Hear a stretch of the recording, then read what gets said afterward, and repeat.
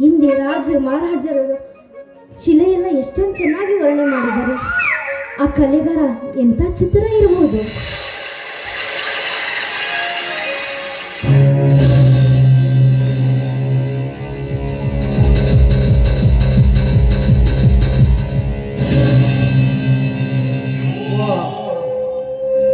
ಇದ್ಯಾವ ವಸಂತ ಮಾಸದ ಕೋಗಿಲೆ ಎಷ್ಟೊಂದು ಕುಹು ಕುಹು ಎಂದು ಕೂಗಿ ಹಾಡುತ್ತಿದೆಯಲ್ಲ. ಏನಿವಳ ಮೈಮಾಟ,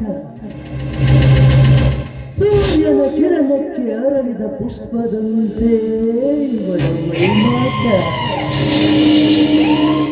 ಈ ಪುಷ್ಪದ ಮಕರಂದವನ್ನು ತುಂಬಿ ಹೀರಲು ಬಯಸಿದಂತೆ ಶ್ರೀಗಂಧದ ಹೊಂದಿರ ಪ್ರತಿಯೊಂದು ಅಂಗಕ್ಕೂ ಮುತ್ತಿಕ್ಕಿ ತುಟಿ ಕಚ್ಚಿ ಅದರಾಮೃತ ಹೀರುವುದೇ ನನ್ನ ಬಯಕೆ.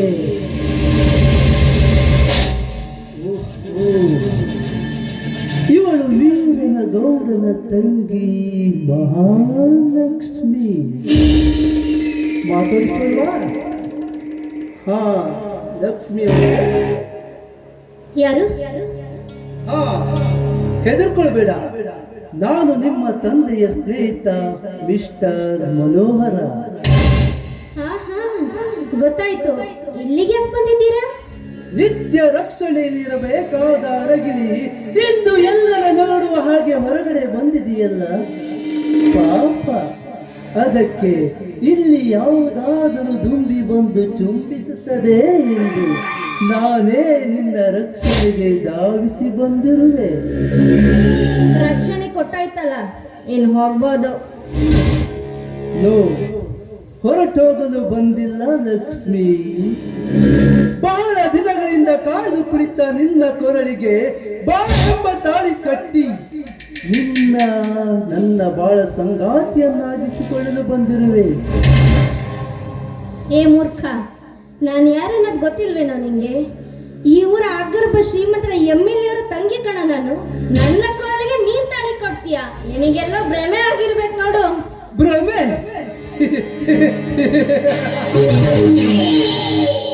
ಕ್ಷಣಾರ್ಧದಲ್ಲಿ ಅನೇಕ ಹೆಣ್ಣನ್ನು ಪಡೆಯಬಲ್ಲ ಈ ಭ್ರಮನಿಗೆ ಭ್ರಮೆ? ನೀನು ಕೋಟ್ಯಾಧೀಶ್ವರ ಮಗಳೇ ಆಗಿರಬಹುದು, MLA ತಂಗಿಯೇ ಆಗಿರಬಹುದು. ಇದು ಯಾವುದು ನನ್ನ ಕಾಮ ಪ್ರೇಮಕ್ಕೆ ಇದ್ಯಾವುದು ಸಮವಲ್ಲ. ಸುಮ್ಮನೆ ವಿಮುಖರಾಗದೆ ಈ ವನ ದೇವತೆ ಎದುರಲ್ಲಿ ನಾನೇ ನಿನ್ನ ಸತಿ ಎಂದು ಒಪ್ಪಿಬಿಡು. ಕಟ್ಟಿ ಬಿಡುವೆ ನಿನ್ನ ಕೊರಳಿಗೆ ಸರವನ್ನ. ಸಾಧ್ಯವಿಲ್ಲ. ಮನಸ್ಸಿಲ್ಲದನ್ ಜೊತೆ ಮದುವೆ ಆಗುವುದು ಮಸಣಕ್ಕೆ ಸಮಾನ. ಮನೋಹರ್, ನಿನ್ ಜೊತೆ ತಾಳಿ ಕಟ್ಟಿಸ್ಕೊಳ್ಳೋದು ನೇಣ ಹಗ್ಗಕ್ಕೆ ಸಮಾನ. ದೂರ ಸರಿ ಇಲ್ಲಿಂದ. ನಾನು ಕಟ್ಟುವ ಈ ತಾಳಿ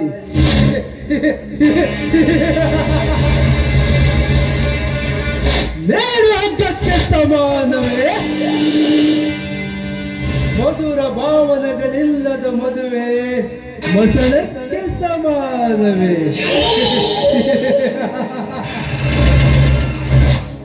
ನಿನ್ನ ಕೆಟ್ಟ ಆಲೋಚನೆಯನ್ನ ಇಲ್ಲಿಗೆ ಕೈಬಿಟ್ಟು ಒಂದು ದಿಟ್ಟ ನಿರ್ಧಾರಕ್ಕೆ ಬಾ. ನೀ ಬೇಗ ಎದ್ದು ಸದ್ಭಾವನೆ ತುಂಬಿಕೊಂಡು ಈ ಚೆಲುವ ಚಂದಿರಿನ ಚುಕ್ಕಿ ನೀನಾಗುವ. ರಂಗದಲ್ಲಿ ಅಡಗಿದ ದೇವತೆ ನೀನಾಗುವ. ದೂರ ಮನಸ್ಸಲ್ಲಿ ನಿಂತು ಮಾತನಾಡೋ ದುರಾತ್ಮ. ಹೆಣ್ಣನ್ನು ಭೋಗದ ವಸ್ತು ಎಂದು ತಿಳಿದುಕೊಂಡಿರುವ ಈಗಲೇ ನಿನ್ನ ರುಂಡವನ್ನು ಚಂಡಾಡಿ ಬಿಡುತ್ತೇನೆ, ಎಚ್ಚರ.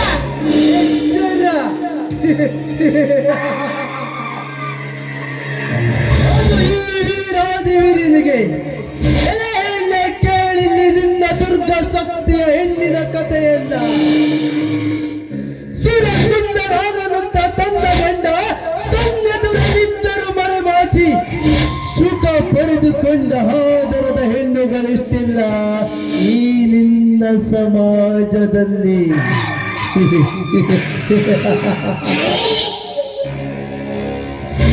ಮದುವೆಗೆ ಮುಂಚೆ ಗರ್ಭ ಧರಿಸಿ ಮತ್ತೊಬ್ಬನ ಮಡದಿಯಾಗಿ ನಾನೇ ಮಹಾಗರತಿ ಎಂದು ಮಾಡುವ ಹೆಣ್ಣುಗಳಷ್ಟಿಲ್ಲ ಈ ನಿನ್ನ ಸಮಾಜದಲ್ಲಿ.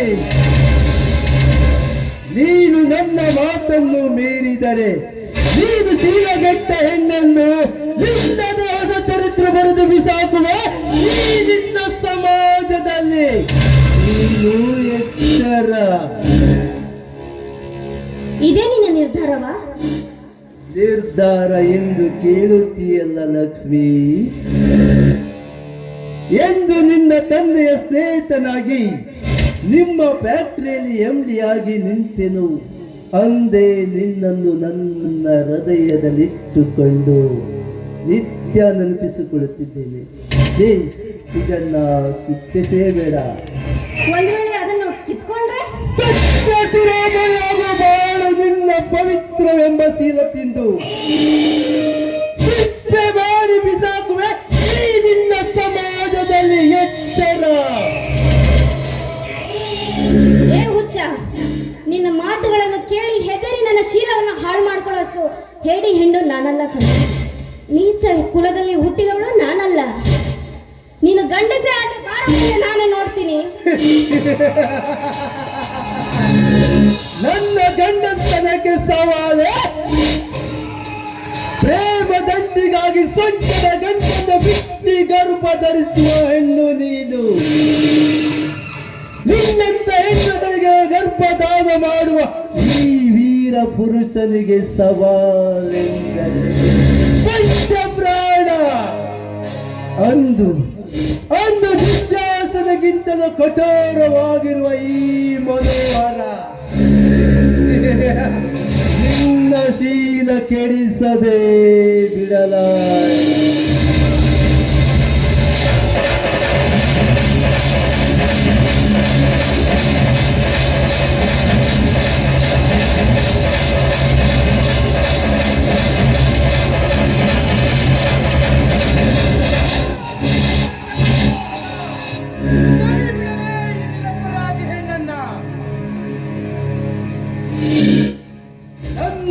ಸವಾಲಿನಲ್ಲಿ ಜವಾಬು ಕೊಡಲು ಬಂದಿರುವುದು ನೀನ್ಯಾರಲೇ?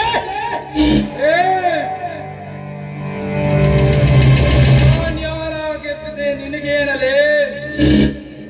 ಭಾರತದ ಆರ್ಯ ನಾರಿಯರ ಕರದಿತನಕ್ಕೆ ತರುವ ನಿನ್ನಂತ ಪುಡಿ ರೌಡಿಗಳನ್ನ ಮೊಟ್ಟ ಹಾಕಲು ಬಂದ ಗಂಡುಗಲಿ ನಾನು, ಎಚ್ಚರ. ಹೆಣ್ಣೆಂದರೇನು ಅಂದುಕೊಂಡಲೇ ಮಗನೇ? ಬಜಾರದಲ್ಲಿ ಸಿಗುವ ಹಣ್ಣು ಅಂದುಕೊಂಡೆಯ? ಈ ದೇಶದ ನಮ್ಮ ಕನ್ನಡ ನಾಡಿನ ಬಾವುಟದಲ್ಲಿರುವ ಹಳದಿ ಕೇಸರಿ ಚಿಹ್ನೆ ಅಂದರೆ ಅದು ಗರತಿಯ ಸಂಕೇತ. ಗರತಿಯರ ಸಿಂಧೂರದಲ್ಲಿರುವ ಅರಿಶಿಣ ಕುಂಕುಮ ಅದು ಹೆಣ್ಣಿನ ಸಂಕೇತ. ಅಂದು ಯಾವ ಪಾಕಿಸ್ತಾನಿ ನಾಯಿಗಳು ಈ ದೇಶದ ಹೆಣ್ಣು ಮಕ್ಕಳ ಸಿಂಧೂರವನ್ನ ಅಳಿಸಿ ಹಾಕಿದರು, ಅಂತ ನಾಯಿಗಳನ್ನ ಆಪರೇಷನ್ ಸಿಂಧೂರದ ಮೂಲಕ ಸರ್ವನಾಶ ಮಾಡಿದ ದೇಶ ಕಣೋ ಇದು. ಇಂಥ ದೇಶದಲ್ಲಿ ಹುಟ್ಟಿ ಹೆಣ್ಣು ಮಕ್ಕಳ ಮೇಲೆ ಅತ್ಯಾಚಾರ ಮಾಡಕ್ಕೆ ಬಂದಿರುವೆಯಲ್ಲ, ನಾಚಿಕೆ ಆಗುವುದಿಲ್ಲವೇ ನಿನಗೆ? ಈಗ ಸುಮ್ಮನೆ ಹೊರಟು ಹೋಗು, ಇಲ್ಲದೆ ಹೋದರೆ ಈ ಕುರಿಗಾರನ ಕೊಟ್ಲಿಯಲ್ಲಿ ನಿನ್ನ ರುಂಡ ಚಂಡಾಡುವುದು ಖಂಡಿತ. ಸತ್ತು ಹೋದವರ ಹೆಸರು ಹೇಳಿಕೊಂಡು ಚದುರಿಸಿಕೊಳ್ಳಬೇಡ. ನಿನ್ನ ಹಿರಿಮೆಯನ್ನು ಶೂರನಾನೆಂದು ಹೇಳಿ ನನ್ನನ್ನು ತಟ್ಟಿ ನಿಲ್ಲುವನ್ನು ಎಂದಿಗೂ ಕೈ ಬಿಟ್ಟಿಲ್ಲ ಈ ಮನೋಹರ. ಸುಮ್ಮನೆ ಕೈ ಬಿಟ್ಟು ಹೋಗು ಇವಳನ್ನ. ಕೈ ಬಿಟ್ಟು ಹೋಗಲು ನಿನ್ನಂತ ಕಚಡ ರೌಡಿಗೆ ಹೆದರಿ ಈ ಹುಡುಗಿಯನ್ನ ನಡು ರಸ್ತೆಯಲ್ಲಿ ಕೈ ಬಿಟ್ಟು ಹೋಗಲು ನಾನೇನು ಹೇಡಿ ಕುಲದಾಗ ಹುಟ್ಟಿಲ್ಲಲೇ ಮಗನ, ವೀರ ಸಿಂಧೂರ ಲಕ್ಷ್ಮಣನ ಕುಲದಾಗ ಹುಟ್ಟಿನಿ. ನೀನು ಗಂಡಸಾಗಿದ್ದರೆ ಮೊದಲು ಇವಳನ್ನ ನೋಡ್ಕೊತೀನಿ. ಬೇಡ ಬೇಡ ಬೇಡ, ನಾ ಹುಟ್ಟಿದರೆ ಸುಟ್ಟು ಹೋಗುವ ನೀನು ನನ್ನೊಂದಿಗೆ ಕಾದಾಡಿ ಸಾಯಬೇಡ. ಇದು ಶ್ರೇಷ್ಠ ಕಾಳಿಂಗ ಸರ್ಪ. ಸೇಡಿಟ್ಟ ಸರ್ಪ? ನೀನು ಸೇಡಿಟ್ಟ ಸರ್ಪ ಅಲ್ಲವೇ? ಹಲ್ಲುಕ್ಕಿಂತ ಹಾವು. ನೀನು ಸೇಡಿಟ್ಟ ಸರ್ಪವಾಗಿಯೇ ಬಂದೆ ಅಂದುಕೋ.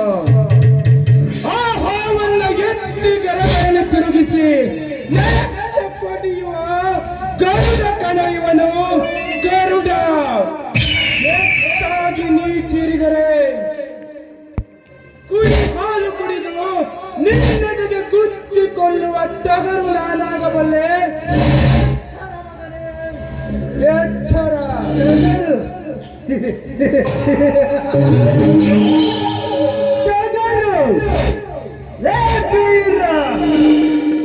ಕುರಿ ಹಾಲು ಕುಡಿದವರೆಲ್ಲ ಟಗರು ಆಗ್ಲಿಕ್ಕೆ ಸಾಧ್ಯವಿಲ್ಲ ಬೀರ. ಮುಂದೆ ನೋಡ್ತಾ ಇರು ನನ್ನ ಈ ಚದುರಂಗದಾಟದಲ್ಲಿ ನಿನ್ನ ಟಗರು ಹೇಗೆ ಬೀಳುತ್ತದೆ ಎಂದು. ಬರ್ತೀನಿ ವೀರ, ಬರ್ತೀನಿ. ಮುಂದೊಂದ್ಸಲ ಮತ್ತೆ ಸಿಗ್ತೀನಿ.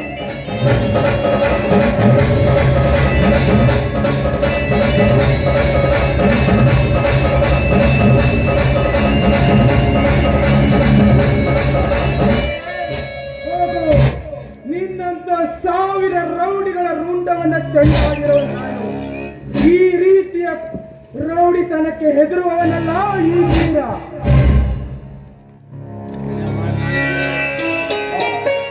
ಯಾರಮ್ಮ ನೀವು ಇಷ್ಟೊತ್ತಲ್ಲಿ ಈ ರಸ್ತೆಯಲ್ಲಿ? ನಡೀರಿ ಮನೆಗೆ. ನೋಡಿ, ಈ ಊರ ಆಗರ್ಭ ಶ್ರೀಮಂತರ MLA ಅವ್ರ ತಂಗಿ ನಾನು. ನೋಡಿ, ನನ್ನ ಮಾನ ಪ್ರಾಣವನ್ನು ಕಾಪಾಡಿದ್ದಕ್ಕಾಗಿ ನಿಮಗೆ ಶರಣಾರ್ಥಿಗಳು. ಆಗರ್ಭ ಶ್ರೀಮಂತರ ಮಗಳು ಅಂದರೆ ಯಾರವರು? ವೀರೇಗೌಡರು ಅಂತ. ವೀರಗೌಡರ ತಂಗಿಯೇ ನೀವು? ಪಂಜರದೊಳಗೆ ಕಾವಲಿರಬೇಕಾದ ಅರಗಿಣಿಗೆ ಇಂತಹ ಪರಿಸ್ಥಿತಿಯೇ? ಇರ್ಲಿ. ಹಾ, ನಿಲ್ಲು ವೀರು. ನೋಡಿ, ನಿಮ್ಮ ಈ ಶೌರ್ಯ ಧೀರತನಕ್ಕೆ ನಾನು ಮನಸೋತಿದ್ದೇನೆ. ನೀವೇ ನನ್ನ ಕೊರಳಿಗೆ ತಾಳಿ ಕಟ್ಟಿ ನನ್ನ ಗಂಡನಾಗಬೇಕು. ಬೇಕಾದ್ರೆ ನಿಮ್ಮ ಕಾಲಿಗೆ ಬಿದ್ದು ಎಂತ ಮಾತು ನೋಡಿ. ನೀವು ಶ್ರೀಮಂತರು, ನಾನೊಬ್ಬ ಕುರಿ ಕಾಯುವ ಬಡವ. ಅಷ್ಟೇ ಅಲ್ಲದೆ ನೀವು ತುಂಬಾನೇ ಶಾಲೆ ಓದಿರೋರು. ನಾನು ಶಾಲೆಯನ್ನೇ ಕರೆಯದ ಶತದಟ್ಟ ಹೆಬ್ಬೆಟ್ಟು. ನನಗೂ ನಿಮಗೂ ಮದುವೆ ಇಲ್ಲ ಲಕ್ಷ್ಮಿ, ಅದು ಈ ಜನ್ಮದಲ್ಲಿ ಸಾಧ್ಯವಿಲ್ಲ. ಪ್ರೀತಿ ಎಂಬ ಶಬ್ದಕ್ಕೆ ಅಂತರವೇ ಇಲ್ಲ. ನನಗೆ ಎಷ್ಟು ಶ್ರೀಮಂತಿಕೆ ಇದ್ರೇನಾಯ್ತು, ನಾನು ಎಷ್ಟು ಕಲ್ತಿದ್ರೇನಾಯ್ತು. ನೋಡಿ, ನಿಮ್ಮ ಬಾಳ ಸಂಗಾತಿಯಾಗಿ ನಿಮ್ಮ ಪಾದದಡಿಯಲ್ಲೇ ಇರುವೆ. ನಿಮ್ಮ ಕುರಿಯನ್ನು ಕಾದು ನಿಮ್ಮ ಹೆಸರು ತರುವೆ. ಇಲ್ಲ ಅಂತ ಹೇಳಬೇಡಿ.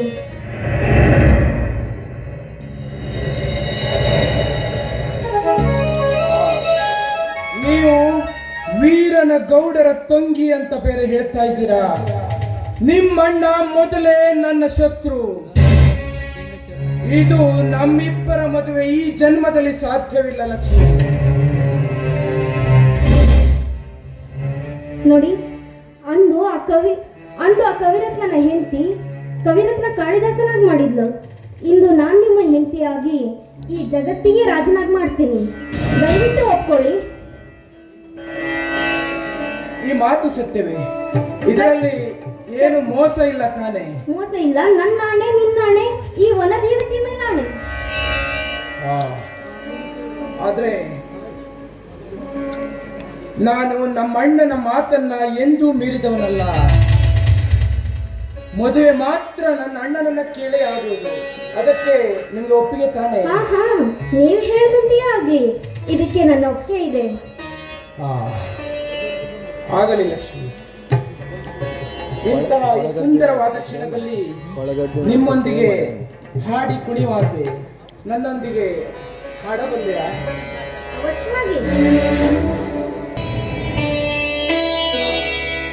ಲಕ್ಷ್ಮಿ, ನಿಮ್ಮನ್ನ ನಮ್ಮ ಅಣ್ಣನಿಗೆ ಪರಿಚಯ ಮಾಡಿಸ್ಬೇಕು. ನಮ್ಮ ಮನೆಗೆ ಕರ್ಕೊಂಡು ಹೋಗ್ತೀನಿ, ಬರ್ಬೋದಲ್ವಾ? ಅವಶ್ಯವಾಗಿ ಬನ್ನಿ, ಹೋಗೋಣ. ಬನ್ನಿ.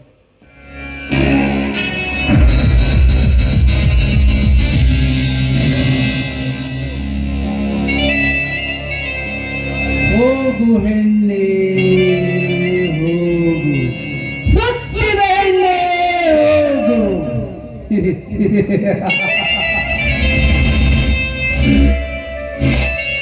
ನಿನಗೆಂದು ಅರ್ಥವಾಗುತ್ತದೆ ಈ ಮನೋಹರದ ಕಪಟ ನಾಟಕದ